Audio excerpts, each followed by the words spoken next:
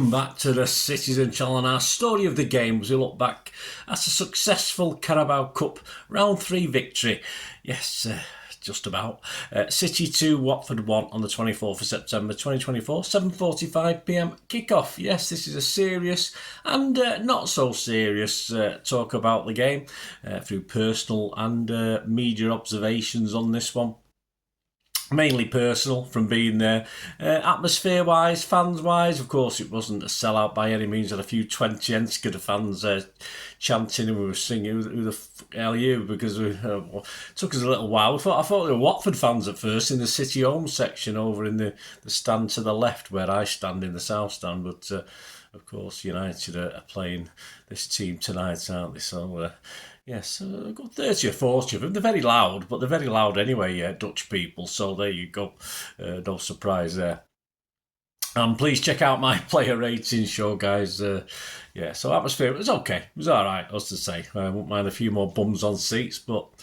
Hey, God help us when we get 60,000 odd capacity stadium. We'll be rattling around there, won't we, guys, on that basis?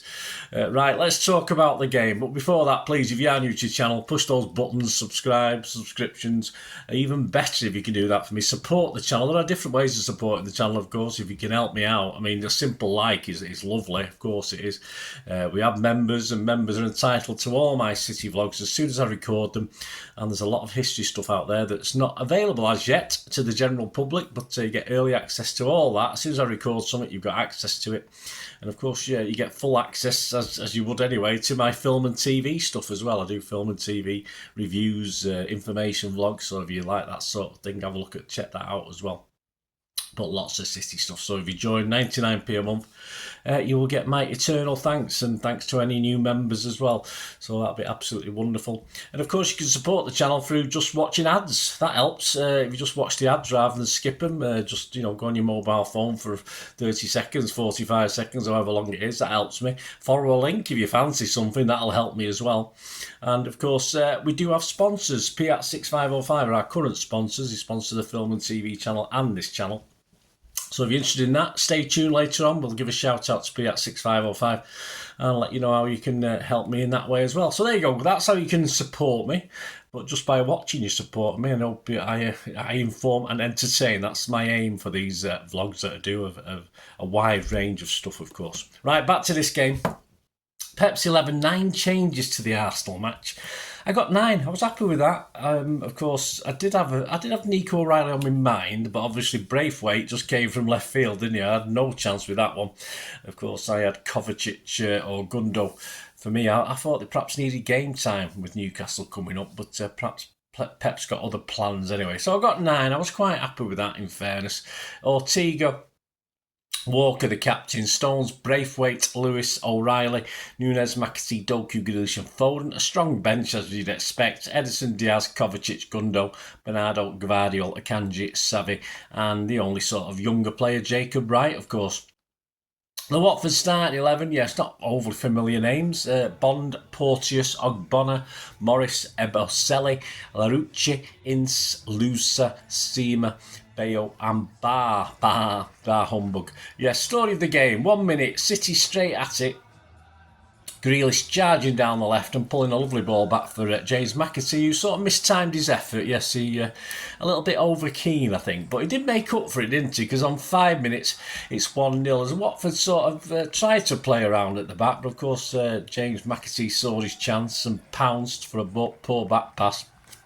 Seized on it, spun and fed Jack Grealish, who simply just found Doku at the angle, and he fooled, Morris, a nice little drag across that sort of left Morris for dead, and of course he then put his shot past Jonathan Bond, yes, the Hornets keeper, a nice curler into the corner. You think at 1-0, 5 minutes, could be a field day this, couldn't it? How wrong were we?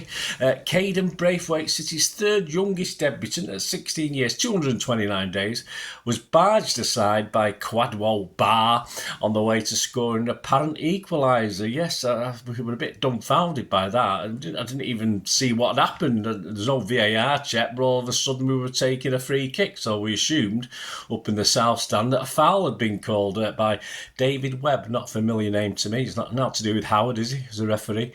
But yeah, it's not like Howard Webb as far as decisions, though, because he gave it us, didn't he? Well, he did appear to be not. It was attempted shoulder charge, but ended up as a barge, didn't it? So I wouldn't have been surprised if it stood. But yeah, he should be ashamed of himself, Bar, picking on a young lad like that. Anyway, that's bullying. That's shocking. I mean, Bar, he's 21. So I mean, he should know better at that age. 38 minutes, of course. City go 2-0 up. Lewis inside, pinged the ball over to McAtee, who returned it, and then the defender simply played it to Nunes, who, sensing the yellow shirts around him dawdling, well, they weren't sure what to do. Moved the ball to his left slightly, and then beat Bond to his right, passing it in the goal, really, from 20 yards. It looked to us from behind as though it was going to hit the post or go wide, but somehow there must have been a little bit of a curl on it, and it just hit the right spot, past a despairing Bond right glove as he dived to try and get to it. But to say, it did look as though it wasn't going to go in to us. And then just before half-time, an unmarked vacuum bio did everything right. He rose like the proverbial salmon, met it beautifully, and then just headed wide, missed the target completely when it appeared a little bit easier to score. So we got away with that one a little bit, although that might G'd us up at half-time. We went in 2-1, of course. Second half, we had a quick change, didn't we? Savi for Doku, so like for like, basically. And of course, Savi sort of impressed again, didn't he, without getting that final goal, unfortunately. A Savi smacker rippled the side netting quite quickly. He just can't buy a goal, this fella, and closer was to come, of course. From a corner for Watford, the ball begged to be smashed home when dropping onto Lutz's boot, but his volley was wild. Yeah, I just expected Ortega to be worked on that one, but he really should have done better. A Nunes blast was well saved by Bond, and then a Lewis follow-up was charged down. Savi's curler was headed off the line by Tom Ince, and Nunes was off target with his next shot. Yeah, again, he should have done better. This was all within a few seconds as well, as we sort of tried to get that third goal to settle the game. Watford did, though, break again. A Foden error. He didn't even try and get back. He looked a bit despondent. I don't think Pep would have been very happy with that. He made an error on the edge of the D, Watford's D, and ended up with Barr narrowly missing from 12 yards out on the angle as Ortega gratefully just watched it past the post. So we got away with that. We got away with 2 or 3 last night, didn't we? Grealish, Nunes and Foden all went close, but saw efforts well saved. The goalie played pretty well. Savi also went close again, hitting Bond's right post. This was after a good move, and it started just outside our own box on the right-hand side. And he sort of diagonally, sort of neatly down, so up the wing, and then moved across inside, and just left any Hornet defenders for dead.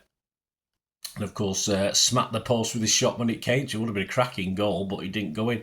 I'd have needed me and Ayla for that one after that run. But yeah, he got on with it, Savvy, didn't he? We had a couple of substitutions. O'Reilly's night was over. Jacob Wright replaced him. And Braithwaite, of course, suffered a little bit of cramp. He must have been wasting time. Shocking. We're not Arsenal. What's going on? And of course, must have been well past his bedtime anyway, because he had to go off and get home to bed, didn't he? And Josko Gvardio took up his left-back berth without any too much consternation. Grealish should have done better from point blank range, but he managed to find the keeper's chest. Should have done a little bit better with that one.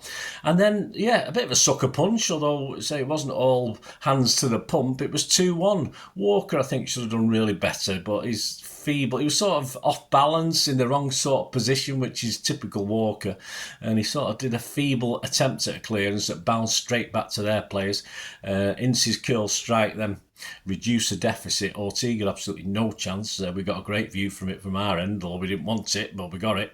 But it was sadly for Watford too little too late, as he had a brief sort of foray forward, but we sort of galvanised ourselves.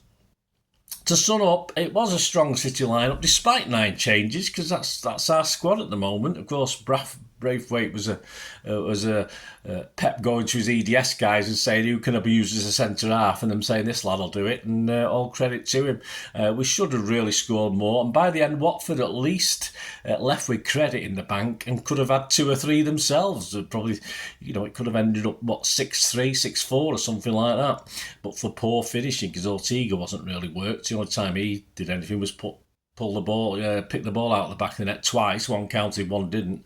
But not a bad goal from a much changed City lineup. They got reasonable scores on my player ratings show. Just check that out, guys, with Simon Bukowski as well.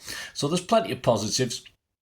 Although, in fairness, 8 or 9 of this starting 11 won't be in contention for that big game on Saturday at St James's Park. So, yeah, but I think considering it was okay, it was job done. It was a good job we weren't playing a better team. That's all I can think about it. The stats, we had 24 shots, 8 on target. They just had 5 shots. 1 on target, 1 goal. That's typical stats against City, isn't it? Whether Ortega's in, Ederson's in, or Carson's in, or I'm in probably. Possession 73% for City. All right, I'm a bit over the top with that, Bird. 753 passes for us, 284 for them. 91% pass accuracy. We there again. That's our standard high level. 79% for Watford. Fouls 5 from us, 6 from them. Of course, no yellows, no reds. So he kept control of the game nicely, didn't he? Well, yeah, it wasn't an angry game, was it? You know, not compared to Arsenal anyway. Offsides 1 for us, 2 for them. Corners 10 for us, 1 for them. Just a couple of headlines. There's not many headlines I've had a chance to get out and about and look at. The I newspaper, their back page says, smiles all round, City bare their teeth against Hornets to go through in the Carabao Cup. Inside, Ian Whittle writes, Doku and Nunes take sting out of Hornets to book City place in the 4th round. And of course, we always have a look at our local rag, the Manchester Evening News, and I use that term rag definitively. Back page, Jez the job. Of course, for Jez's goal. And inside, Simon Bukowski writes, Pep singing a happy tune. See what he did there? As Cup win leaves City extra day for Prem Prep. There you are, a bit of alliteration from Simon there. He must have swallowed a thesaurus or something. So there you go, guys. Thanks for joining me for this. Let me know your thoughts, anything on this story of the game. It's sometimes when it's a lesser game like this, because I go home, I usually use the Guardian timeline, which is quite good. It reminds me of what's gone on, because, you know, my old brain. But of course, with this one, I've had to sort of look at 2 or 3 match reports, cobbled together sometimes, and come up with it. But as I say, you know, you just need someone to sort of remind you what happened. And it was a funny night last night because I did plenty of singing, and I found because I was sort of trying to get behind the boys more, I wasn't concentrating perhaps on some of our players as much as I should. So yeah, that's price you pay for being passionate, isn't it? I suppose. But there you go. Anyway, let me know your thoughts, guys. Great to hear them. Check out that player rating show, of course, with Simon Bukowski. And soon out will be the Pepsi 11 for the visit to Newcastle. So I'll predict a Pepsi 11 for that one. Interesting stuff there. And look at how Newcastle have been doing. Interesting. They've been doing interesting stuff as well. We're not quite sure with Newcastle, are we? But check that out, Pepsi 11 for the visit to Newcastle. And already out, of course, is the City 130. A look at City against Newcastle, or Newcastle against City, because it's at St James's, old and new. Featuring such names as Beardsley and Yaya and lots more as well. So check that City 130, City at Newcastle out, guys. For you history guys and people who say, I try and make it a little bit more interesting. It's history can be dry. I try and make it a bit more entertaining. So please check that out and enjoy it. Before we go, of course, as I said, I did mention sponsors. We've got a little place called Piat 6505. They have a little eBay shop. They sell movie posters from the 1990s and 2000s. Some great actors from that period, some great films on there, and they do DVDs as well, some rare Hollywood classics, some rare foreign language classics which you just can't get hold of very easily these days. So check them out. They've got a little shop. They do try and add to it as and when. There's lots more stuff to go on it, but if you have a good look through it, look at the description below in the link, copy it, have a go over to the shop, see anything you fancy, mention my name, say Bird has sent you, send them a message with your order, and you'll automatically get 10% off it as well. So fill your boots, guys, and make great gifts. So just treat yourself as well if you're into your films and TV and films and movies, etc, etc. So do that, guys. My thanks to Piat 6505. You want to do any interest in sponsoring the channel or sponsoring the film and TV channel or both, it doesn't matter. Just get in touch through my socials on screen there, or contact me through YouTube. But until we meet each other again, hopefully very, very soon, I only ever have a couple of things to say, don't I? Please stay safe, everyone, especially you Blues. And until the next time, come on, City. Bye for now.